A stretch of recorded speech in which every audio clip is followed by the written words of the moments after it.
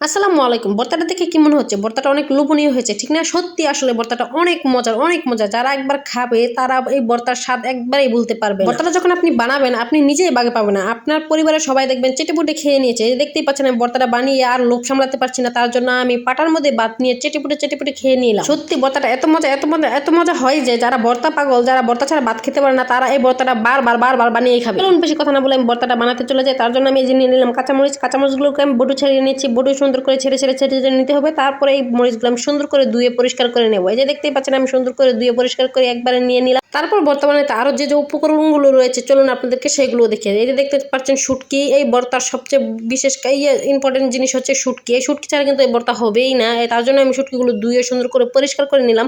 তারপরে এখানে প্রয়োজন আছে পেঁয়াজ কুচি আর রসুন। এই যে দেখতে পাচ্ছেন পেঁয়াজ কুচি আমি কুচি করে নিলাম আর রসুনগুলোকে আমি সুন্দর করে ছিলে নিলাম। চলুন এবার আমরা রান্নার প্রসেসে চলে যাই। এই যে দেখতে পাচ্ছেন আমি একটা প্যান দিয়ে নিলাম। প্যানের মধ্যে আমি মরিচগুলো দিয়ে নিলাম। মরিচগুলো দিয়ে অল্প একটু পানি দিলাম। অল্প একটু পানি দিয়ে মরিচটাকে আগে একটু সিদ্ধ করে নেব। বেশি সিদ্ধ করব না, একদম অল্প সিদ্ধ করে নেব, মরিচটার কালারটা যাতে চেঞ্জ না হয়। এই তো দেখতেই পাচ্ছেন আমি মরিচটাকে একটু নেড়েচেড়ে একটু হালকা সিদ্ধ করে নেব। একদম মরিচটাকে কিন্তু গোলা যাবে না, গুললে মরিচটার কালারটা একদম চেঞ্জ হয়ে যাবে। এই যে দেখতে পাচ্ছেন আমি মরিচটাকে যখন একটু হয়ে গেল তখন আমি এখানে দিয়ে নেবো অল্প একটু তেল দিয়ে মরিচটাকে আমি সুন্দর করে ভেজে নেব। তারপর এই মরিচের সাথে আমি অ্যাড করে দেবো ওই রসুনগুলো। এই রসুনগুলোকে আমি মরিচের সাথে সুন্দর করে নেড়েচেড়ে একটু ভেজে নেব। ভেজে নেওয়ার পরে এখানে মরিচ আর রসুনের উপরে আমি দিয়ে নেব সেই আমার ধুয়ে রাখা শুটকিগুলো। অবশ্যই কিন্তু মরিচ আর রসুনের উপরে দিবেন, কারণ প্যানের মধ্যে দিলে তারপরে শুটকিগুলো প্যানের সাথে লেগে যাবে। তারপরে আপনি শুটকিগুলো খুঁজেই পাবেন না, তার জন্য মরিচের উপরে দিতে হবে। আর এই যে দেখতে পাচ্ছেন দুইটা শুকনো মরিচ। এই শুকনো মরিচ হচ্ছে এই ভর্তার আসল স্বাদ। এই শুকনো মরিচ দুইটা দেওয়াতে ভর্তাটা এত মজা হবে,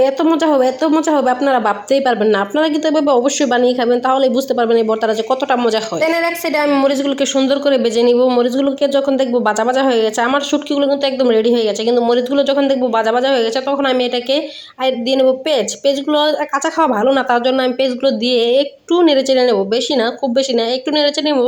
কিন্তু ভর্তাটা বানালে পেঁয়াজটা যাতে দাঁতের নিচে গেলে কচ করে ওঠে, তাহলে এই ভর্তাটা মজা লাগবে। তার জন্য আমি বেশি ভাজবো না, অল্প ভেজে নেবো। এই যে দেখতে পাচ্ছেন আমি একটু পেঁয়াজটাকে নেড়েচেড়ে নিলাম। তারপর আমি এটাকে সুন্দর করে যখন দেখবেন সুন্দর করে সবকিছু রেডি হয়ে গেছে, এই যে দেখতে পাচ্ছেন সুন্দর আমার সবকিছু রেডি হয়ে গেছে। এখন আমি এটাকে নামিয়ে নেবো। এখন আমি চলে যাবো বাটাবাটিতে। অবশ্যই কিন্তু এই ভর্তাটা বেটেই বানাতে হবে।